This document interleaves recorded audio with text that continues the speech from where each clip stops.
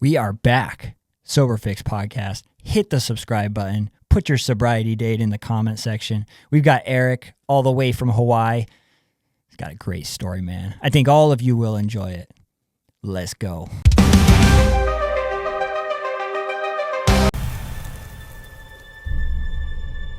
What is going on? Thank you for anyone tuning in, listening. Welcome to the Sober Fix Podcast. I just want to say thank you to anyone who sent me comments recently, emails recently, letting me know what's going on with you guys. I can relate to all of them in some way, and I think that's kind of the beauty of this thing is we suffer from the same thing, but then we find a way to recover from it and to move on and to turn what felt like just this terrible thing in my life, you know, and I couldn't stop using, I couldn't stop drinking, I just couldn't do it on my own, and it's turned into a cool thing because we figure out a way to move on with our life and really we come to appreciate, I think, a lot of the pain and stuff that we went through nowadays because it's like just a better life on the other side. So I just want to say that. We got Eric on today. Eric, what's going on, man? Not a whole lot. Thanks for having me on, Drew. I really appreciate what you're doing with this. And yeah, just hearing you address comments, like that's what it's all about, connecting with people. And I know what that feeling's like to feel like nobody gets what you're going through. So yeah, it's really happy to be here. Yeah, man, I'm glad that you are, and you know, it's interesting because I've got a lot more comments recently and emails and stuff, and it just seems like exactly what you said, where people don't know kind of where to go sometimes, and maybe it's a family member, maybe it's themselves that are struggling, and sometimes it's kind of hard to say to your friends sometimes, hey, look, this is what I've been doing, I've been getting high behind your back, or I've been lying to you guys or whatever. And I found that sometimes people they turn online and they go look at videos and stuff, and they watch some clips just to find someone else out there that they can relate to. But Eric, I want to ask you, I know I asked you before we started, but where do you live now and where did you grow up? Yeah, right now I'm located in Honolulu, Hawaii, but I grew up in Salt Lake City, Utah, in Mormon country. So yeah, quite a different place. I went from a dry desert landscape to a lush tropical one. Oh yeah, what was it? What was childhood like for you? It was great. Yeah, so born into a Mormon family, so like what I have in terms of the warped relationship that I came to with alcohol, like shouldn't have been in the cards, I guess, in a Mormon family where alcohol's not part of everyday life. But there was there's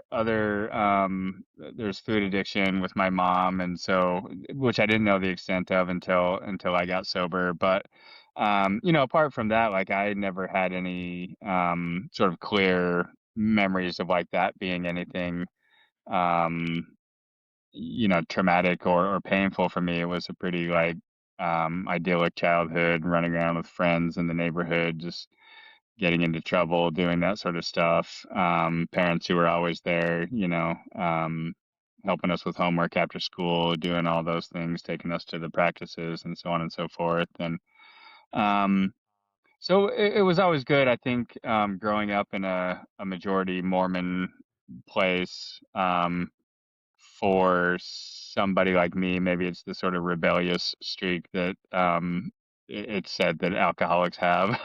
Like I Yeah. at some point like sort of came to a head with the LDS religion and wasn't going to do that anymore. It wasn't a big thing, I don't think, with my parents. It was just sort of like a natural progression. But yeah, so like navigating that relationship was a little bit um, I wouldn't say difficult so much. Like it gave me a lot to grow with as a young adult, and I was sort of looking at other sorts of religious traditions, and even in my college studies, sort of became interested in different kinds of religion, and I sort of never put all that together, but like I think religious sort of interests or spirituality and those sorts of things have kind of always been some sort of through line. But so maybe it was just kind of baked in from the get-go. But yeah, it was a great place to grow up. Utah back in the day was like not crowded at all, and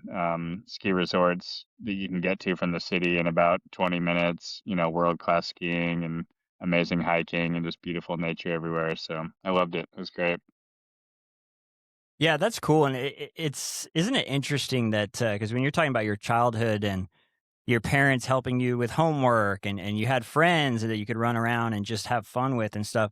Mine was kind of the same way. Like I had a really good upbringing and I had two parents that were there and it's kind of funny because I look back and like on paper when it comes to how I grew up, at least the first, 16, 17 years, it like, I had every reason to succeed. I really did, but, I find it so interesting, though, because, in recovery meetings and stuff or wherever, I hear people's stories, and it's like, man, they had no chance. Like, some people were born addicted, they didn't have their parents there, it was, like, a really rough life, and it's like, man, I could see how you turned to drugs, and but for me, it was like, dude, I had no excuse. Like, I had a good upbringing, and so I just find it interesting that, you could have a great childhood and you could still end up very addicted to something. Do you find that interesting at all?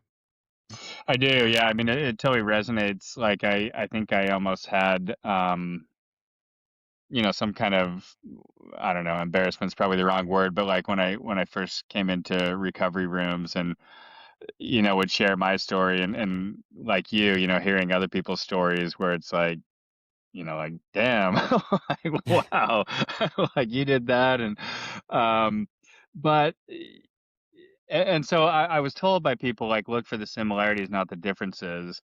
And, the similarities that I would hear in people's stories was like that there's, something internal happening, that the feelings are very much the same, right? That there's some sort of lack or, feeling awkward or just out of place. And so for me, the way that that articulated, because of all the privileges I had, all the advantages and so on and so forth, like, um, I mean, I think there could have been a story in which like I hit a rock bottom early and it came fast, but because of like wanting to hide it, you talked about some of the shame associated with it and like where do you go when you start to see this? It's like I tried to fly that plane for a long, long time, right? And in terms of like material effects of my alcoholism, there weren't a whole lot. Like I've never had a DUI, I've never been braceleted. I still had homes when I came into recovery, still had a wife, still do. But the more I heard about those feelings and like what was happening inside, I was like, "Gee, that's me." Like I was on this collision course with my addiction that uh, I think in some ways was made worse by my attempts to control it, right? And like figure it out and hide it and all that sort of stuff. And so when it finally did start to unravel, it's like it felt like a sort of interior unraveling and brought me to this point where like I don't know how to live anymore. I don't know how to stop drinking. Like I don't know how to do this thing. And it was just at that point. And so yeah, I think it's important for people who may be, thinking about their own drinking or substance use, some other sort of substance, like where they're at with it, that like you can look very good on paper. I mean, I've met more and more people that look great on paper, even better than me, but it's like if it's eating away your insides, your spirit and your soul, it's like it's going to get you eventually. It's the same thing. It's the same disease as far as I understand it. It just looks different. Yeah, I think that's a great point. I'm glad that you bring that up, and that's actually something I kind of think about because when I'm making clips and stuff, and I'm trying to instill like some motivation in people, I'm trying to talk about my experience and maybe they can relate a little bit, but I kind of learned early on, like, I try to steer away sometimes from talking about just the things that I went through, because I did have the DUIs and I had the jail sentences over and over, and I had these overdoses on fentanyl and stuff. But the thing is, there's a lot of people that don't have that. And to your point, it's an amazing point because it's in the end of the day, it's like we go through a lot of different stuff, but yeah, it's the way that we feel inside, and I would even take it a step further. I think that I think someone like you who's able to get through school or is more successful than I was. I think sometimes it's even harder to quit, because I look Yeah. back at my situation and I pretty much burnt everything to the ground. But I look back at just before I did that, when I was still able to hold a job and I was still kind of trying to do school and stuff. If I had one thing that I could point at and say, well, at least I'm doing this right, like you had the marriage and the wife, you Uh, said, like uh, if I had one thing that I could say, okay, at least I'm handling this, then it would have been harder for me to kind of admit a problem, So I'm really glad that, thank you for bringing that up, Eric. I want to kind of start off, in the beginning. Where do you meet alcohol? Where does alcohol come into play for you? yeah, I don't know for sure where I met it exactly, but it was around 16, and the episode that stands out in my mind is yeah, we were underage. We got some beers from somebody's garage or something, and we took them someplace in someone's house and drank, and I enjoyed the effect of it right away, and that's what I was after. And then I think a girl who was there like let me do some stuff to her that I had wanted to do to girls for a while, and it was like, oh, interesting. And so, and I tell that because I think there were a lot of, when I talk about that sort of inner turmoil, I think part of that was based on this sort of like coming together of weird strands of me sort of wanting to get what I wanted to get out of the world. Again, to try to ease whatever discomfort I was feeling, right? So if I'm feeling like I can't be comfortable around the opposite sex, if I'm feeling like I can't be comfortable in more social situations, it's like that effect of alcohol suddenly like seemed to dissipate all that. So it was like, oh wow, okay, and I can only imagine that my brain was like, all right, like this seems like a good solution. Let's do this, and then it was just sort of one version of that or another for a long time, and like it was good and fun, and other people were around that were also using it to that effect, and like it was good, and then it kind of like starts to be not so good, and you feel, have some repercussions, just like severe hangovers or whatever it is in my case, missing days of work, all those sorts of things. But like the longer I did it, right, I think a couple of things, like that initial warping of like thinking that this is me and how I'm interfacing with the world, and the alcohol has nothing to do with it. That sort of, I think, got more and more solidified in my mind. So I'm like, there's no problem here, right? And I'm just gonna keep going this way.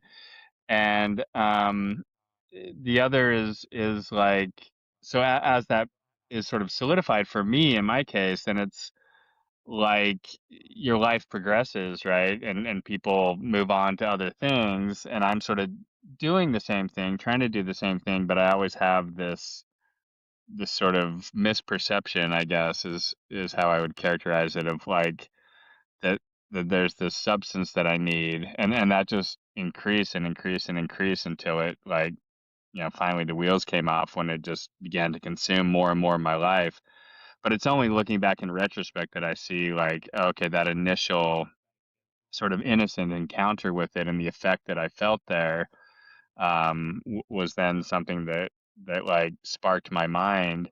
I mean, I also didn't know that don't, that normal people, non-alcoholics, don't experience alcohol the way that I experience alcohol, right? So as I've done more research in sobriety and I talk to people who are not alcoholics and like, and witness people like not finishing drinks and doing crazy, insane stuff like that, I'm like, oh wow, okay, like this is not how everybody, like this does not have the same effect on other people that it does on me, because I never experienced that. I never experienced a feeling of like, ooh, I feel kind of out of control and tipsy.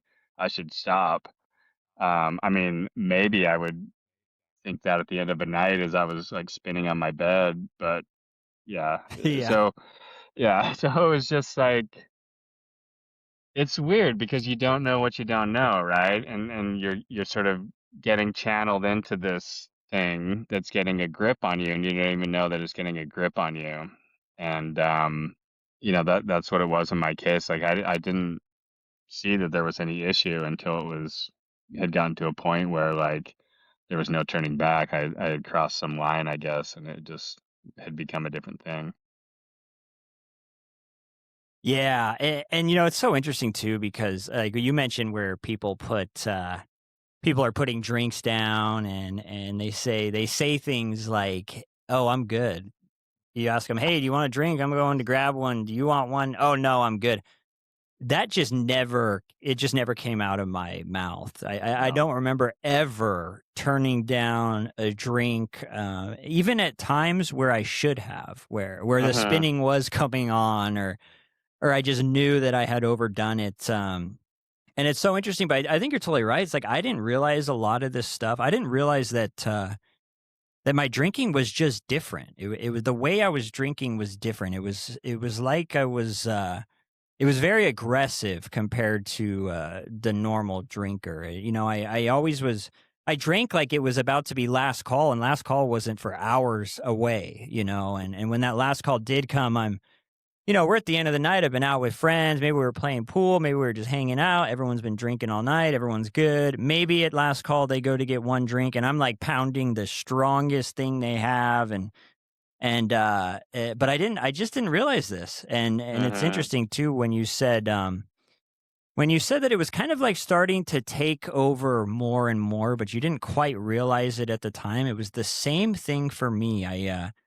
I just the more I drank, the more I tried to control it, the more I couldn't, and then the more I also accepted it. I just started to accept, like, hey, this is how it is.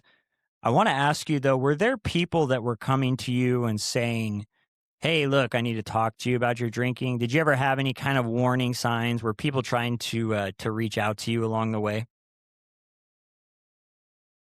It's an interesting question. I think the short answer is no. Like I don't recall. Um, I mean, my drinking really like progressed very quickly with the onset. So a few different things happened. There was some conflict in my family that emerged and was sort of dealing with that.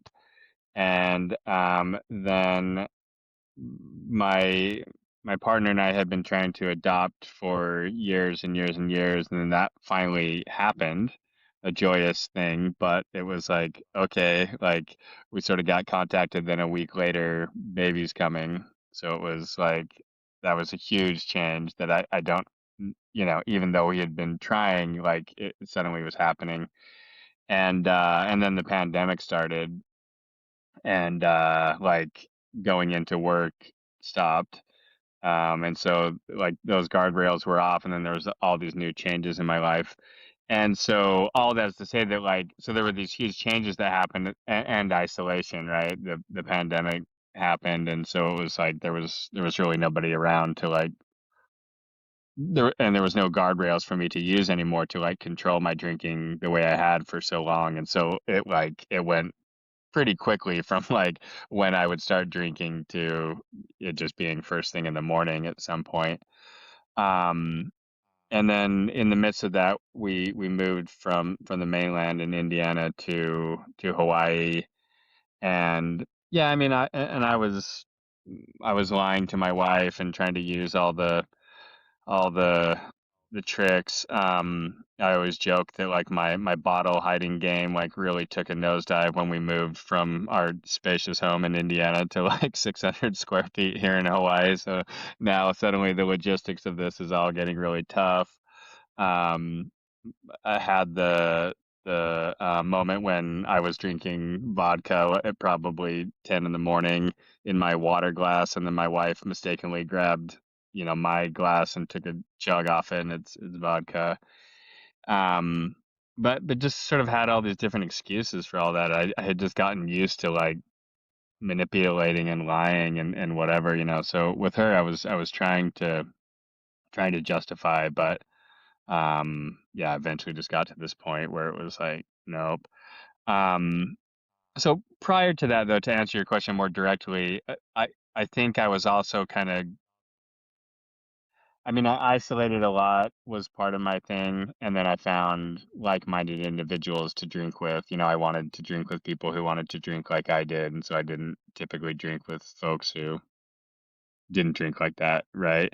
Or, I mean, my wife being from Japan, even in some sense, I guess, because of the allowances that that culture gives for drinking. I mean, there's this very heavy drinking in that culture as well, so it wasn't perceived as a problem by her or her family per se. I mean, I think there was maybe a little like, yeah, Eric's a strong drinker or he sure likes to drink or whatever, but that was almost as much kind of encouraged and supported as it was raising concerns or anything. Yeah, I was the same way with surrounding myself with people that either drank or used drugs like I did. It just happened, and it's weird because I noticed as time kind of went on and things kind of got worse for me. That was the only type of person I surrounded myself with, was someone that was drinking or using just at least as much as me. And I kind of look back on that now and I kind of go like, okay, was that convenience? Was that, or was that just me trying to say, well, look, everyone else around me is drinking as much, kind of justify it a little bit. What would you guess that is when we're starting to drink more and more, and we find ourselves surrounding ourselves with people that are doing the same thing? Why do you think we do that? Do you have any guess to why we do that? Yeah, I mean, my sense is that I mean, it kind of makes sense when I hear you sort of put it in those terms that like, again, I think like as life progresses, right, and people like get on with their lives and are doing things, drinking of this sort that's abnormal doesn't like fit in most people's lifestyle. And so, um, yeah, I mean, finding the ways. I'm always really interested to hear other alcoholics talk about like sort of what careers they had, like where were you able to hide out and how well were you able to hide out, and people seem to find really interesting ways to do that. In my case, for most of my career, I was a college professor, and it's actually a pretty good gig for that. Like you don't necessarily have to have early mornings and um, I probably need to go back and make some repairs and amends for like papers that were graded while I was intoxicated. But I always justified it as like, I'm a friendly drunk and like they probably got better grades when I was grading intoxicated. But yeah, I mean, so again, I think my sense of this disease is that your brain gets channeled and wired in this way that's like hijacking other parts of your being and saying, "Hey, we need this to survive." And so it's like I need to do what I got to do it. I'm not going to let anyone or anything stand in my way. And so I'm going to justify, manipulate, and all, and including myself. I mean, I think that's the weird thing is like again, not even understanding what's happening to me while I'm in the midst of it because I'm like lying to myself the whole time as well. Yeah, this is okay. Or, people, I'm sure there's plenty of 40-year-olds that pee to bed with some frequency, doesn't everyone do that? All that sort of stuff. And it's like, yeah, you get on the other side of it and you're like, oh man, good Lord. Yeah. Yeah, it's so true. I used to justify it just to everyone else, but you're right. For me, it was like, especially myself. It's a weird thing. It's a weird thing when you kind of have an idea that drinking is, it's, hey, it's causing me some problems. I'm kind of overdoing it. Okay, I'm drinking in the morning. I'm drinking a lot more than I used to. I'm drinking pretty frequently. The amounts are going up. You kind of know, like, okay, this isn't right, Mm-hmm. but you just kind of just keep going, and but it's so true that I was lying to myself a lot of times too, and it's interesting because I remember for a long time, I was the kind of guy that was going to quit like in a few weeks. I used to tell my stuff. That was kind of my later stages thing, was like, oh, I'll figure it out eventually, and eventually the day would come where I had told everyone, okay, I'm going to try and stop drinking. Okay, I'm going to give it up. This is the day. And man, I wouldn't last a few hours sometimes. Yeah. Yeah. But When did you start to think about, hey, look, was there a point where you realized I need to put an end to this? I need to try and stop this. I need to try and get sober. Yeah, as you were talking just now, I was trying to think of, like, when those thoughts started coming into my head because there was definitely, like, you start to see some things and you're like see some behaviors and you're like, okay, this isn't right. Yeah, or this is problematic. Like it's hard to justify this. Um, I mean, again, I remember when the pandemic started and I was like, oh my God, I'm gonna have to quit drinking. Like, I mean, we were very like locked down and sort of serious about quarantining and everything. And so it was like, we don't even go to the grocery store, so, like, how the hell am I gonna do this? And then, like, turns out that, like, the liquor store would deliver stuff to me, I could, like, download their app or whatever, and it was just like, "Okay, game on." Yeah. And, so that was one realization where it's like, "Oh, man," you know, that was a very scary thought that, like, I was literally not gonna be able to have alcohol to consume even if I wanted to. And I think then from that point, I was like watching, um, sort of like anxiety level. If I have a handle of whiskey, and I'm always having to like look at how much do I have, when do I need to replenish, when am I going to replenish? I feel much better when I have two of them, because God forbid I'm going to finish one of these and then yeah, and so I guess it's hard to know in the fog of it all, right? Because I think at that point I was really drinking for like obliteration. It was sort of like where I wanted to get, sort of the end of the day. It's like try to do what I got to do, and then like just kind of, fade to black was sort of the where I wanted to get to. And then wake up with like the repercussions of that and have some of those feelings of remorse and I can't do this anymore and I've really got to but like taking that first drink to maybe sort of help level you off, get you back into the day and uh and then it was just like off to the races. I mean, it felt at that point like I had the distinct feeling of like I'm on a merry-go-round that I do not know how to get off of, and that started to get scary because I mean, I don't think I really had a true desire to stop drinking at any point, like a very conscious thought of it, but I was like, this cannot go on for long. Yeah, well, like I don't know how this is going to, what the conclusion of this is going to be. I maybe had some thoughts of like what the geographic move to Hawaii was going to do, and like, oh, I'm going to join, this, that, or start doing this activity or all those sorts of thoughts, and none of that happened either. It just progressed further and further.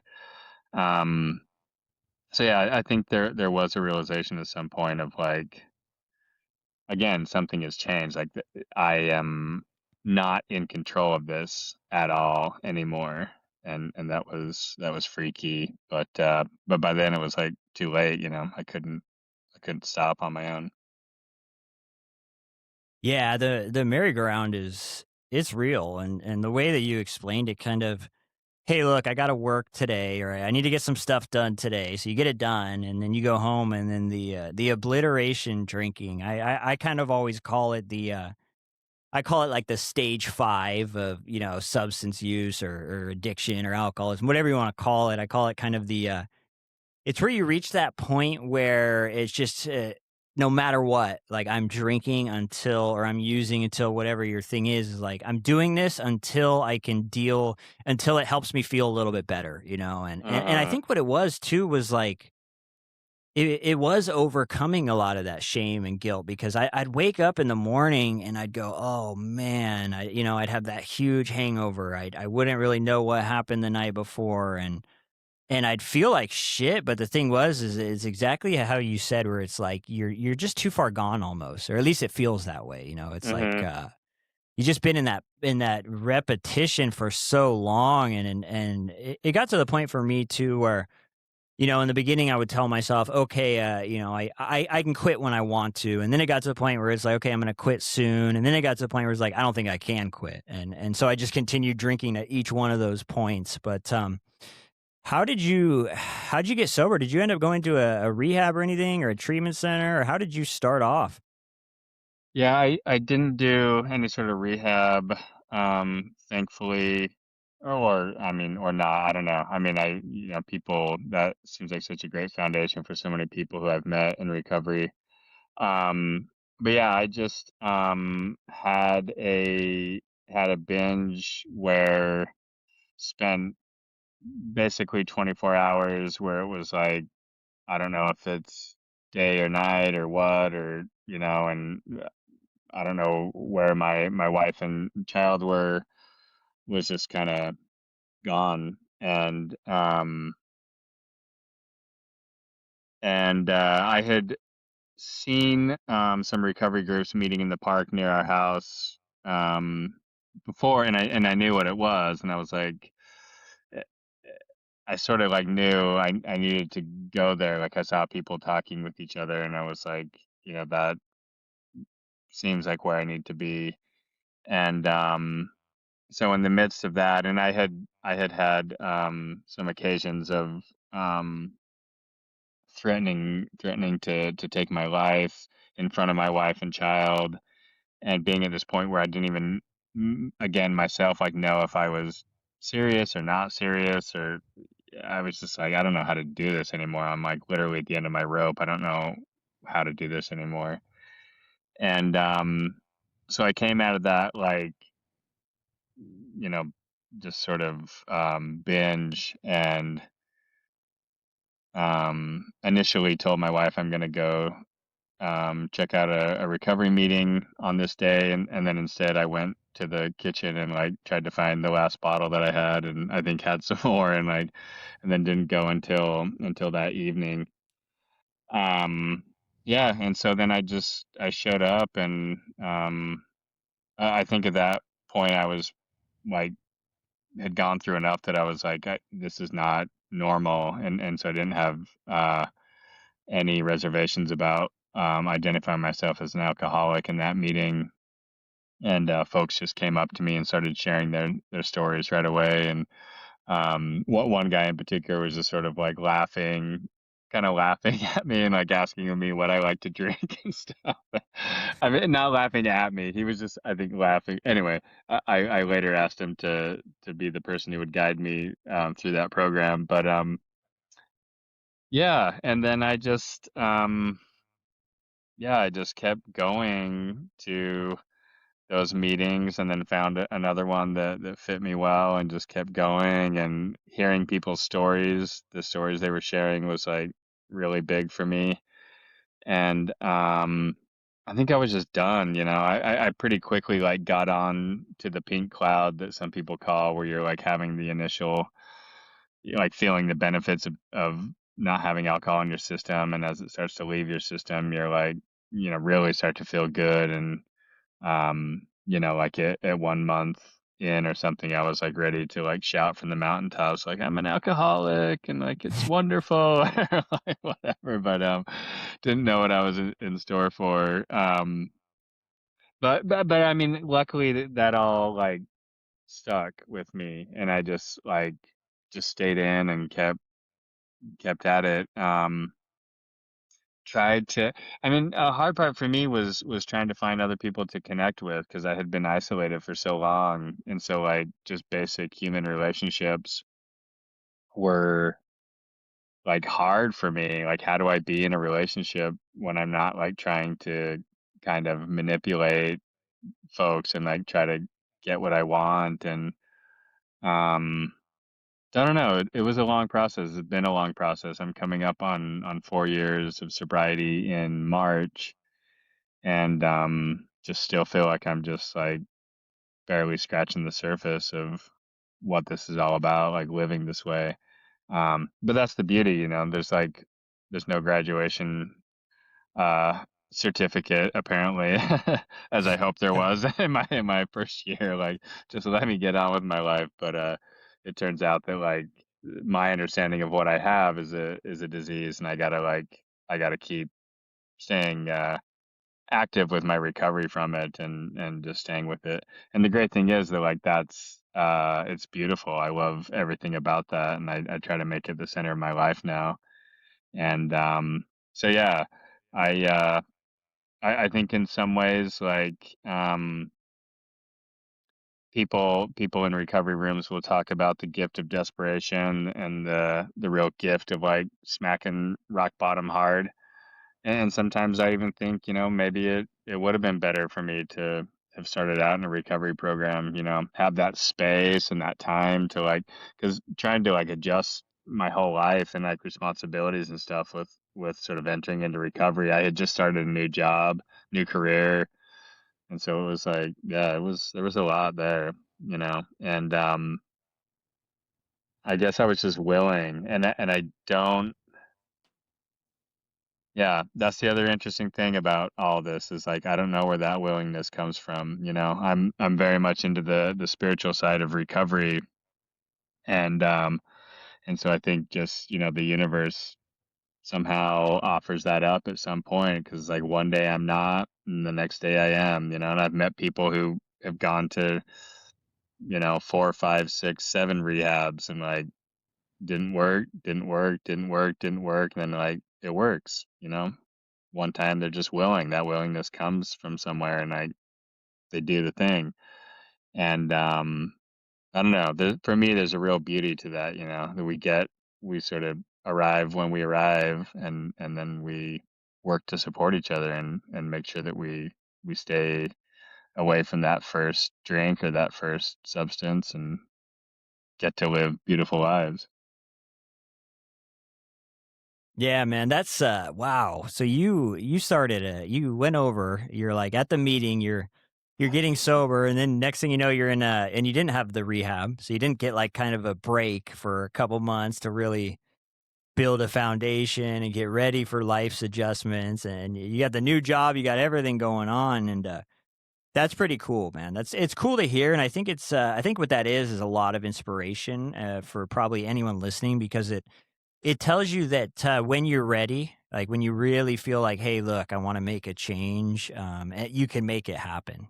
Because, man, that's hard. It's hard enough it was hard even just going when I would go into, like, rehab or something, and I had a few months to kinda prepare for life, but, that's cool that you were able to do that, and now to have 4 years, man. Congratulations, Thank on you. that. I wanna ask you too, the meetings was that something that you were open to right away? Because I know some people, they have a hard time with them at first, or they feel like, "Hey, this isn't for me." Were you someone that was pretty, receptive to them right away? Um, yeah, so I think that was part of that marinating that I had with my mom's addiction, with the food addiction, and so she had been involved in 12-step recovery, and so I think I don't remember being sort of explicitly familiar with 12-step recovery, but maybe it had just rubbed off or something, and so that was those are the meetings that I went to were 12-step focused meetings, and that first one that I went to was actually a little bit rough and odd, and I remember when I initially like read the 12 steps, I was like, how the hell is any of that gonna help me with what I got? Like that doesn't seem like it's gonna do anything. And but I think I floated around just for maybe a month or so, and then I found a meeting that I really liked. It was a morning meeting that fit my schedule, and it's right on the beach in Waikiki. It's like I think it's the best meeting in the world. It's beautiful. And but then I asked somebody to guide me through the program, guide me through the 12 steps, and I think I was in enough emotional turmoil that I was like, I got to do this. Um, Yeah, and I don't know. That's just another one of those mysterious things I think is when the obsession for drinking when it goes away. And I sort of don't remember specifically that happening, but I mean, I think I kept a pretty like tight schedule of like going to a meeting daily in the morning and then doing my other things and then sometimes attending another meeting at the end of the night. And so yeah, I liked the meetings a lot. The fellowship that I found there of other people who like thought the way that I did, it was like, oh man, like you all get me. And I mean there was a lot of confusion too. It can be weird and overwhelming and like again, when I first read the 12 steps, I was like this I don't know what any of this is. I don't think it makes any sense to me. Um, but the person who initially guided me through the 12 steps, like we worked on the first step of admitting powerlessness and unmanageability, and we were using the Alcoholics Anonymous big book, and we read through the initial parts of that with the story of one of the founders of Alcoholics Anonymous, and then so we read his story, and then my uh fellow I was working with says like, why don't write your story for me now? And as I wrote my story, it was like became quite clear to me like how much alcohol had played a role in my life for a long, long time, right? And so it was like, and I remember I gave it to him to read, and we met, and he said, "Well, you qualify. Like, welcome to the club. Basically, you're an alcoholic." And even that was just like gave me an initial sense of peace. Like somebody has been through this, and they get what I'm going through, and they're not judging me for it, and they're just saying like, this is what we do to not do this anymore, and like you don't have to live that way anymore. And then like yeah, going through stuff like my marriage was in a really troubled spot, and so I was getting help with that in terms of talking with other people and learning about what their experience was like, and starting to learn initial things about um letting go of things like that as well, having acceptance and not trying to run the whole world or feel like the weight of the world is on my shoulders. And so that was a really, really big relief for me. And I mean, again, I think we were talking like about that merry-go-round. And I think what made that so vicious for me is that like I'm gonna try to control this thing, I'm gonna keep all the plates spinning and to like because if I don't, then I am an alcoholic, right? There's a sort of no other, but if I can keep all the plates spinning, I'm good. And but little did I know, like it was all of them crashing down and me sort of being okay with that and saying like, hey, this is who you are, this is what it is, this is the reality of it. Now what can we do about it? There was no solution for me if I was just going to keep spinning these plates and like trying to control this thing.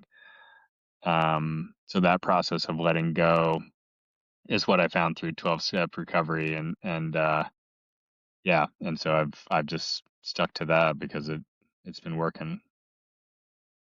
Yeah, man. It's like the last thing I was ever gonna call myself was like say that, hey, I'm an alcoholic or I'm an addict. It was almost like I too was trying to hold those plates up. And the funny thing was, like, the more that I tried to hold them up, I didn't realize that it was already over. Like I had already Yeah, crossed that line that you right. talked about earlier. I had crossed that line years ago. Years ago I had crossed it. And but like the book talks about, the great obsession of every abnormal drinker is that somehow, some way, we're going to control and enjoy our drinking. Like there's Control some and way, enjoy. Yeah, yeah, it's like, because I'm 13 years in. When I was 13 years into addiction, I'm trying to get back to year one.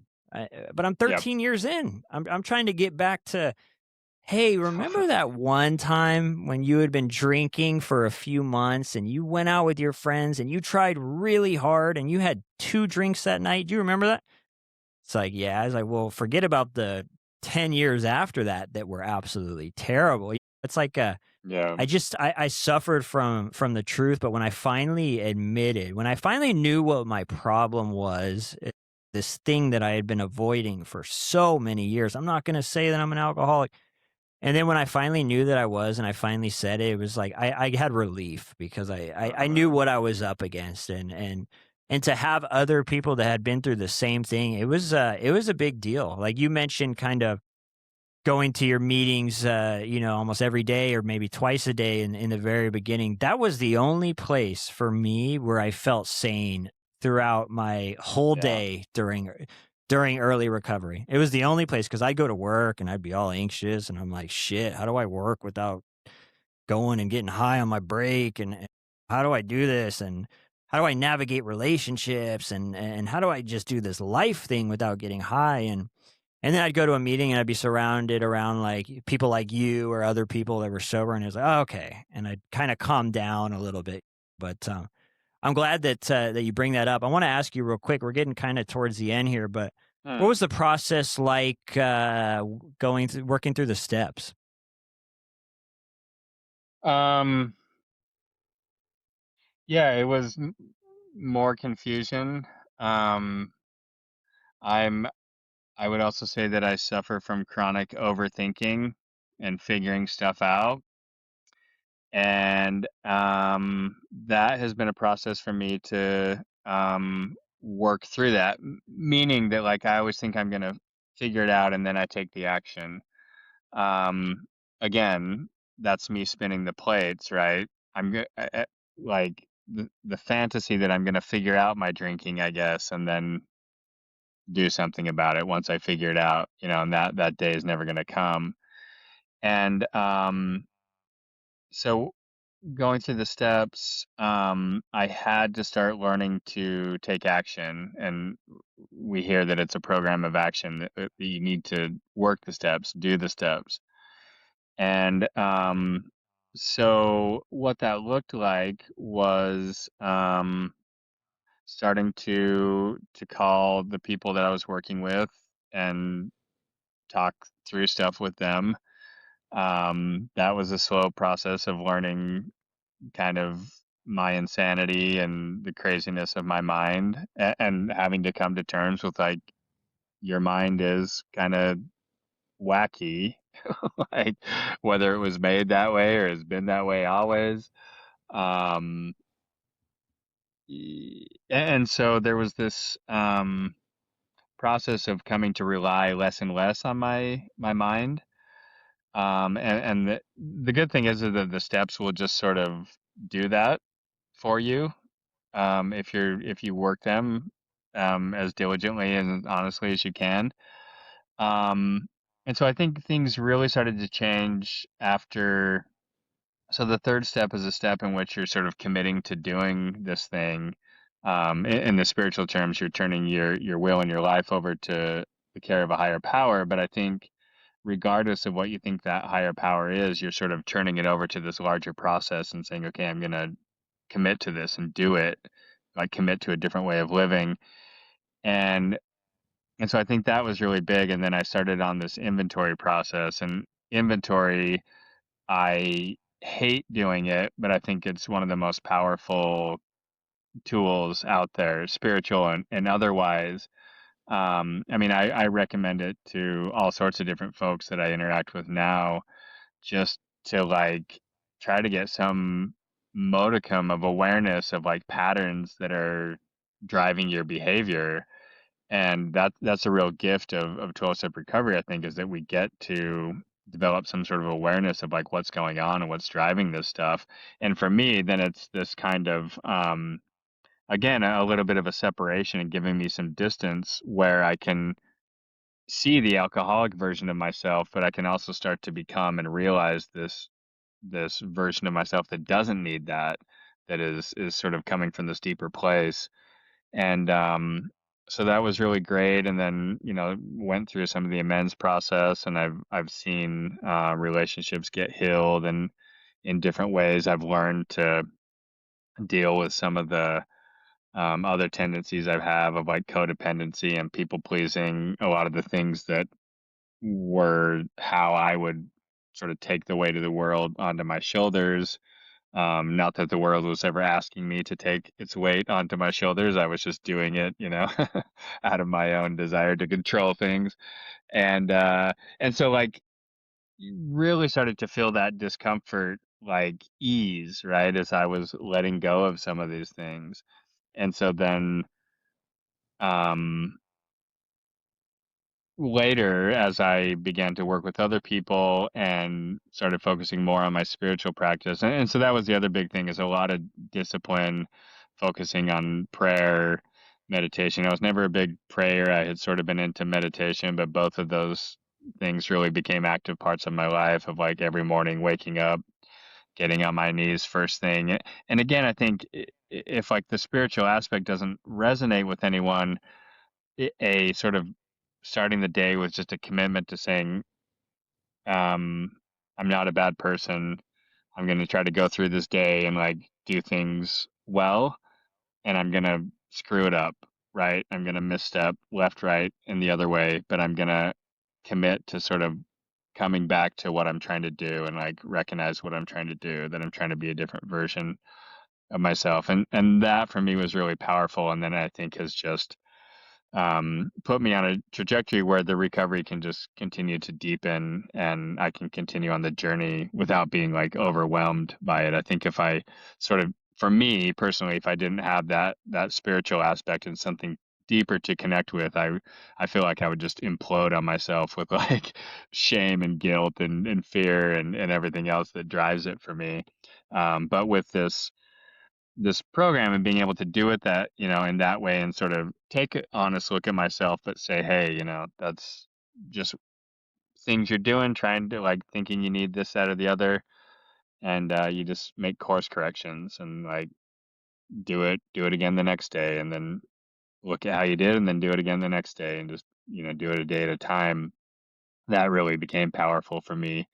Um, because again, as a chronic overthinker, I'm just like, I future trip. I think about the past, and I can get stuck in those places very easily. And so it's really good for me just to be like right here where I am right now and try to stay focused there. And that's been a big gift of 12-step recovery for me. Yeah, it's I think like the gift of the present, or right here, right now, it's so big for me, and I've kind of pondered this a lot over the years being sober. And what I've kind of come up with for me is like it's the opposite of where I was when I was out there drinking. Because when I was out there drinking, I was completely, the last thing I wanted to feel was right here, right now. So it's like, Right. I would drink to oblivion, and then fast forward, I got sober. I was the same way. You put me in a room for 10 minutes by myself, and I'll take a perfectly good day and make it, turn it into a catastrophe. Yeah. Just think, I was either stuck in the past, or I was just tripping on the future. And this whole process, and I'm glad that you mentioned too, which I think is huge, is like the recovery process being a course correction. We're gonna make mistakes along the way. I found that for me, it's like I normally have a set of like a few weeks where things are good, but a mistake's coming somewhere. Like I'm gonna do something to get uncomfortable, anxiety ridden, like in some way. But I love that you mentioned course correction, because that's what my recovery's been all about, especially lately. It's like, okay, hey, let's change up my schedule a little bit. I'm gonna do less gym, and I'm gonna do more recovery stuff and Yep. more podcast stuff. And then it's like, oh shit, I'm feeling kind of uncomfortable. Maybe I should switch this. It's just been this constant kind of correction of like, hey, why am I feeling uncomfortable now? Maybe I should change this up. Or hey, you know what I mean? It's Yeah. been just a constant course correction. I'm really glad that you said that. I'll kind of finish with this, Eric. And this is something I ask everyone on the show, but what would your advice be to anyone who's out there who's just starting to think about getting sober? Maybe they're in the position that we were at, where they are, they're used to that stage 5 obliteration drinking, and they're starting to think, man, I need to change. I need to do something. I need to figure out a way to make something else happen in my life. What would your advice be to them?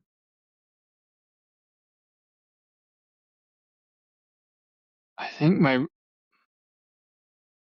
I know that it's hard because it was hard for me because you think there's no way that it's impossible. And so I guess it's a little bit of a combination of hold on to the hope that there is a different life out there. Um, because I think in that hope, maybe there's the window for a little bit of surrender. And I think that's where willingness takes root. Because ultimately, none of us can do this on our own, and we need to ask for help. And in my case, like that was the hardest thing I could do, would to actually, because then it feels like I'm going to admit something. Um, but again, it's only in that admitting, right? It's only in sort of acknowledging that there's a problem that the solution emerges.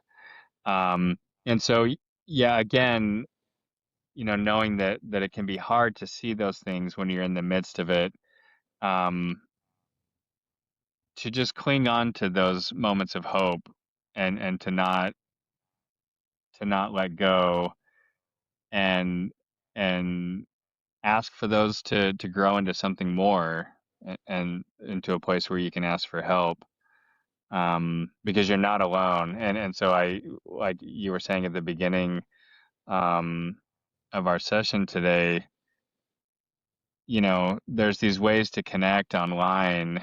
And I think in, like, Alcoholics Anonymous, other 12-step programs, there is this principle of anonymity that I think is maybe evolving in our current age. And I'm always sort of trying to walk the line there, but the power of this to, like, send it out into the world and to reach that person who may be in that dark place, that needs just a little bit of hope, just needs to hear a story from somebody else, like that is huge. And so, if you're in that position, if you're feeling that way and you hear anything that resonates, again, like, hang on to that, hold on to that hope, and it can grow into something better, and you don't have to feel this way ever again, if you're in that place. Yeah, and I think the something that I think a lot of us that have suffered out there have in common is just thinking that you can't change it. Just being in that place where you're like, I don't know, I can't stop drinking. I don't think it's ever going to get any better. That was the place I got to Yeah. eventually, and I think it was because I had failed too many times. But the thing is now is like if you look around, there are so many people that are sober nowadays. There are so many, and I think it is easy to feel like you are alone because I know for me, like towards the end, and you mentioned this too, it's like your lifestyle, like you don't have that many relationships towards the end, or at least I didn't. I was very isolated, and it can be weird all of a sudden getting sober and you're trying to navigate life now while you're feeling all these emotions and you don't have that alcohol to kind of numb yourself. And it feels kind of uncomfortable in the beginning, but if you could push through that, if you could just find a way each day to kind of get through that, it gets way better. So, Eric, man, thank you for coming on here, taking the time to tell your story. I really enjoyed hearing it. So, thanks, dude. Yeah, no, thank you for giving me some space to share, and again, I appreciate what you're doing, putting the message out there, because it's saving lives 100%. Thanks for watching, guys. Hope you got something out of the episode. Don't forget, you want to come on the podcast, reach out to me, soberfixpodcast@gmail.com. I would love to hear from you. If you don't want to come on the podcast, drop a comment. Let me know what's working for you. What are you going through? How are you staying sober? How are you reclaiming this new life? And what do you enjoy most about sobriety? Till next time, guys.